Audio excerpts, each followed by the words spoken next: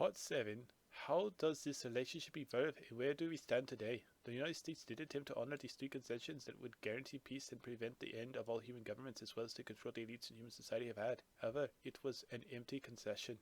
The United Nations, a union of all mankind, has no teeth. It is merely a formality to satisfy what had transpired earlier, the League of Nations, which also like to have in teeth. Notice the League part in League of Nations, kind of a giveaway where the idea came from, and it wasn't a human, contrary to what you may have been informed. America was able to explore space by reaching an agreeable arrangement.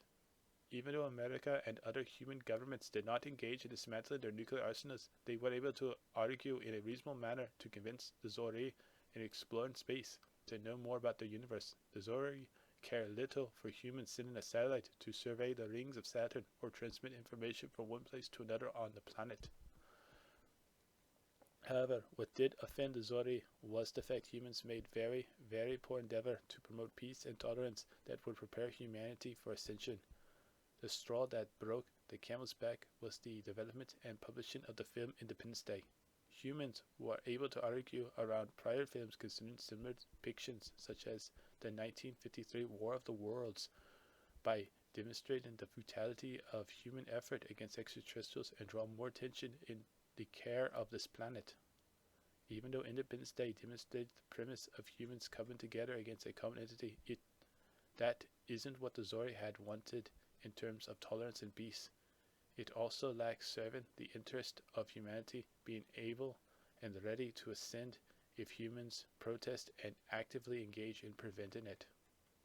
Therefore, in 1997, the Galactic Government officially condemned the movie and presented it as evidence for the universal government to make a declaration to dissolve immunity and protection that the Zhor'i had offered to humanity.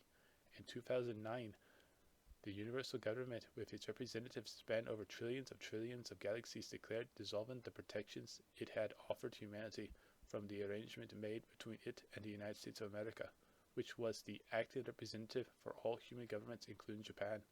In 2013, the Galactic Government made its own declaration dissolving protections it had offered humanity, thereby allowing extraterrestrials to interfere in human affairs as they saw fit. How much interference have extraterrestrials made in our species thus far? For this I shall explain in Part 8.